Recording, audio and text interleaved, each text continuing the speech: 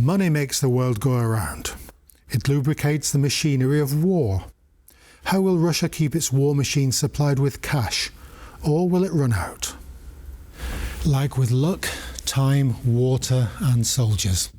Join me, Jan Darash, for How We Got Here.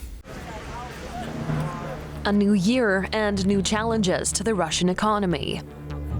Due to the expiration of a gas transfer agreement signed in the Soviet era, Ukraine stopped pumping the resource to Europe on January 1st.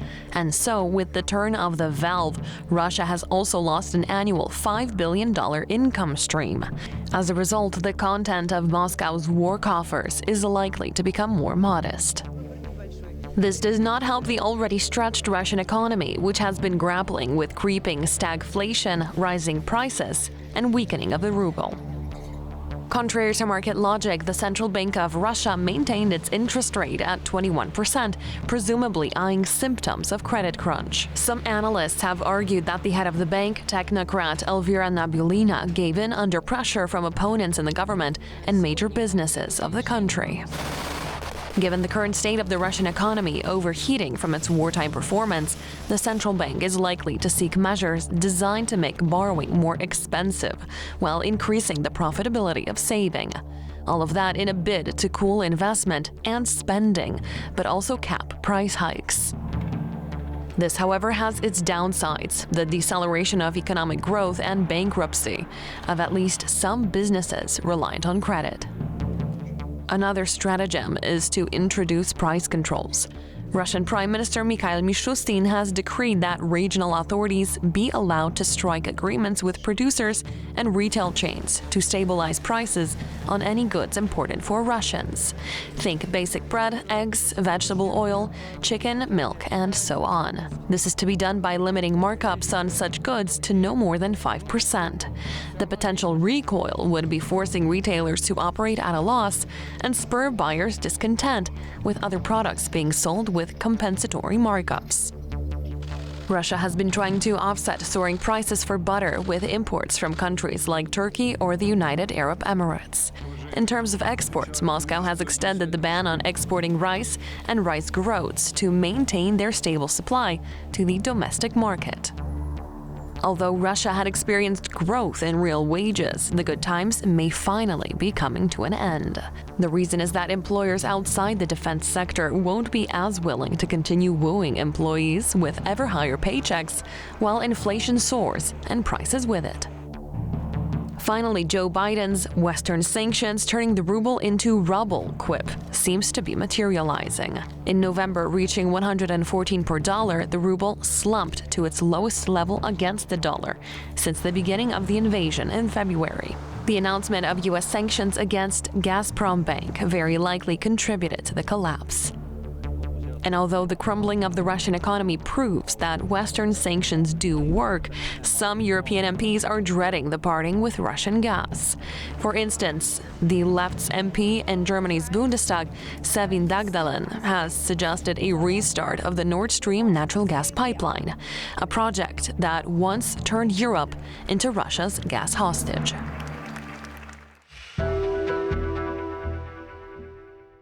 Welcome to 2025, and my guest today is Dr. Olha Zadorozhna, economics professor at the Kosminski University here in Warsaw. Welcome to the program. Thank you. Happy New 2025. Happy New Year. In a personal sense rather than in a kind of political sense. Let's do an overview of what the Russian economy looks like in the third year of the war. We'll talk about the Ukrainian economy shortly, but is it a drain? Is it booming? Is it an illusion that it's being sustained by oil revenues? What's the chief motor energy of the Russian economy? Well, the Russian economy is struggling, but it is still managing to continue the war efforts in Ukraine. So there are a couple of factors that contribute to that. First of all, the oil revenue is still flowing into Russia, and as long as oil prices are well above $60 per barrel, Russia can well finance its military operations in Ukraine and around the world. The GDP growth in 2024 officially is said to be at 3%, but we cannot really trust official data and official statistics of Russia. So there are alternative measures that economists developed, and according to the calculations of the Stockholm Institute of Transition Economists report, actually the economy of Russia is in the decline, and the decline is between 3 and 8%, depending on the model that they use. We also see very high inflation. Officially, it's at 9%, but again, alternative measures suggest that it may be as high as 21%, and is still increasing. Because of the high inflation, the interest rate is rising to 21%, and it puts the firms, the businesses, at a very high risk. So they are being pressured. They are defaulting. A lot of them are defaulting. Plus, we have a pressure coming from the exchange rate. The ruble depreciates and depreciated to almost $100 rubles per dollar in December. So the pressure is there. But again, as long as oil revenue is flowing, as long as Russia can sustain its so-called shadow fleet of tankers transporting oil to primarily Asian markets, it will have money to finance its war. And that's indefinite. As long as it produces the oil and is able to sell it on the market, well, the war continues. Whether it's indefinite, it will depend very much on the oil producers, Saudi Arabia and the United States. If they agree to lower the prices of oil, then we may see the collapse of Russian economy in the very near future. If the oil stays above $60 per barrel, then unfortunately we will see the continuation. How long it will take? Yeah, it's very difficult to predict that. You said you talked before we came on air about the effects of the war on the Russian consumer in the provinces. You talked about the prices of potatoes, for example, or butter. Yeah. What could you give us an outline of the impact the war's having on the provinces, not just on the urban middle-class elites in St. Petersburg and Moscow? Yeah, sure. So the prices for food are rising in Russia. This year, in 2024, the price of potatoes rose 73%. The price of butter increased by 30%, the price of milk by 15%. So ordinary people, they are feeling the pressure coming from the increasing prices. Very often they cannot afford the usual set of goods and services. This is especially true for the rural areas, obviously, because, in Moscow and St. Petersburg, people are richer, they have high income, so they can still sustain their level of living. But in rural areas where the majority of poor people live, they are really struggling.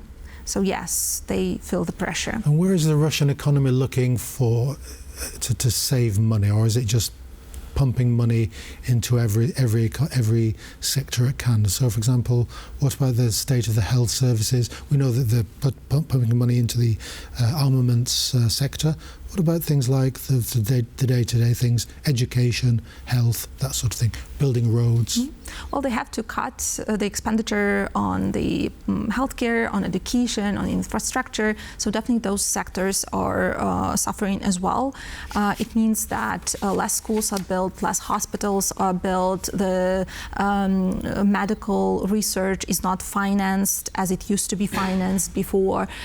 So again, this is the blow to the future Russia as well, because it will underperform. Even if the war stops, then the generations to come will feel the consequences of what happened today, with the lack of infrastructure, with the money going primarily to military sector, which is around 8% of Russia's GDP now, which is a huge number. The stopping of the gas to Western Europe or to the rest of Europe, what's the impact of that? You mentioned the almost negligible impact that so long as it keeps selling oil, that's okay. But what about the gas? Is that going to make a dent into the Russian economy, or is that sustainable to weather that? Well, definitely it's a dent. Gazprom will lose around 5 to 6 billion US dollars because of the transit through Ukraine not happening anymore. It's a dent. It's not significant in terms of Russia, or it's not that significant in terms of the whole Russian economy, but it is still a dent, and they will have less money to finance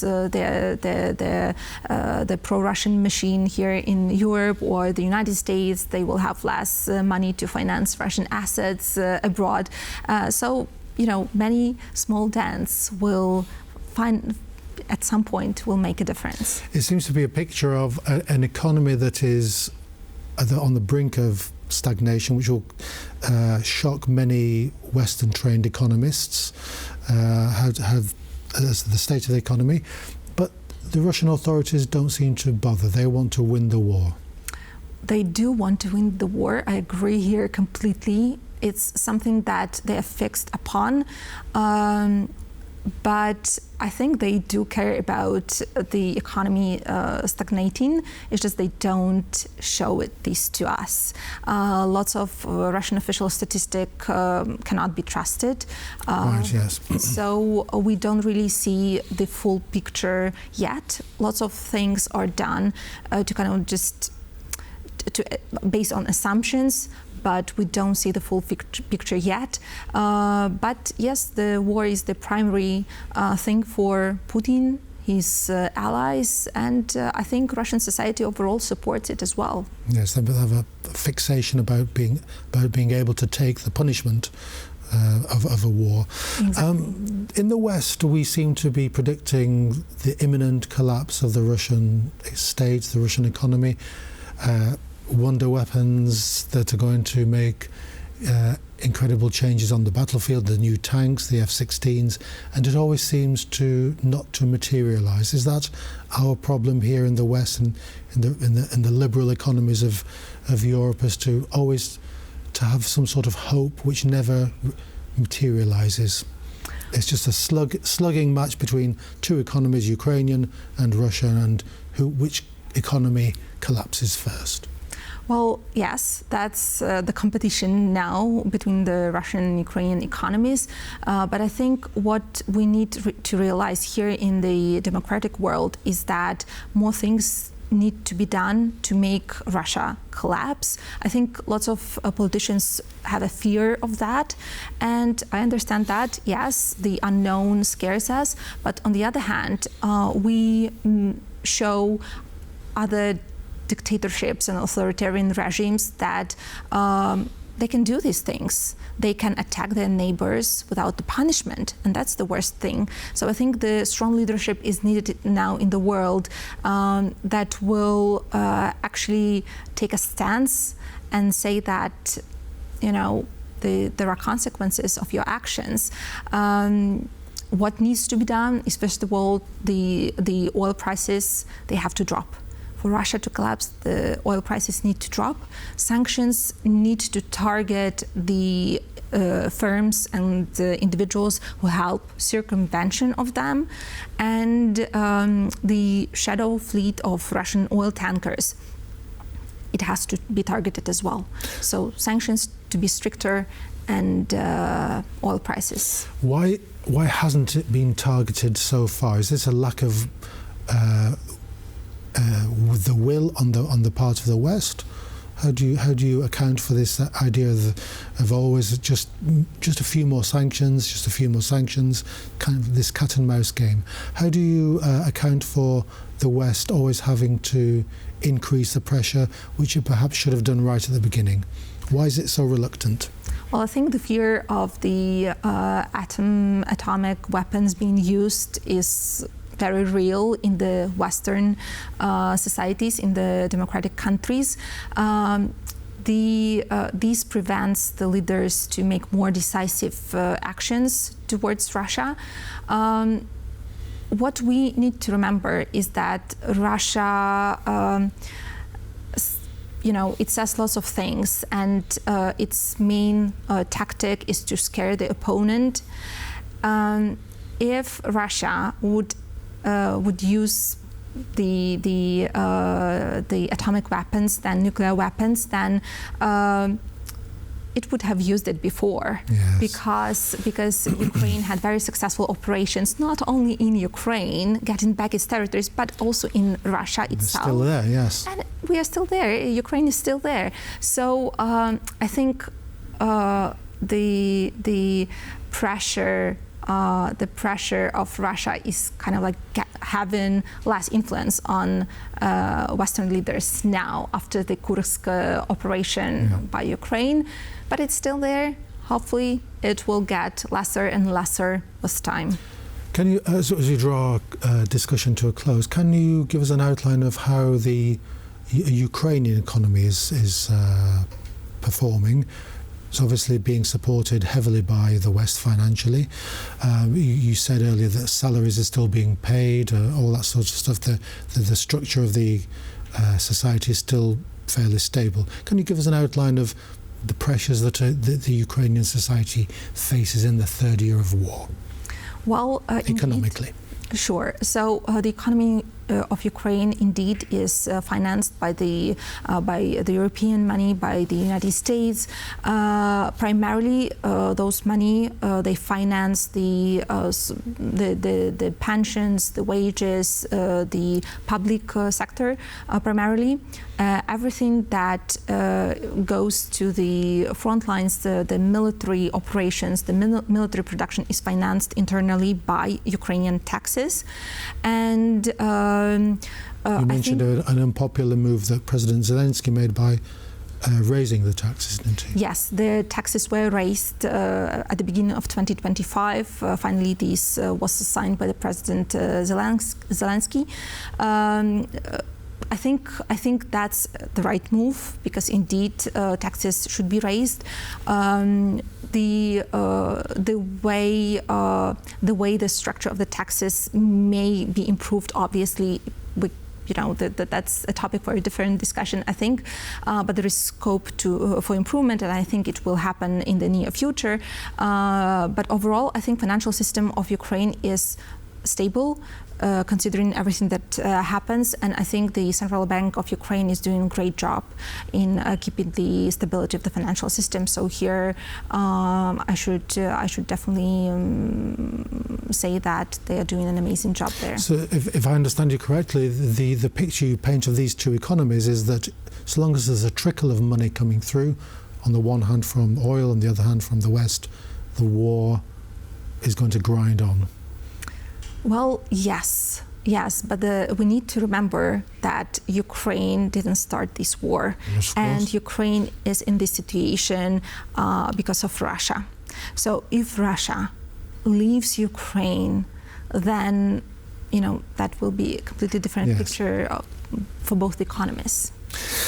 Dr. Zadorozhna, thank you very much for coming on to the first program of 2025. Thank you. Thank you very much. Great. That's all we have time for today. Join us next time on How We Got Here.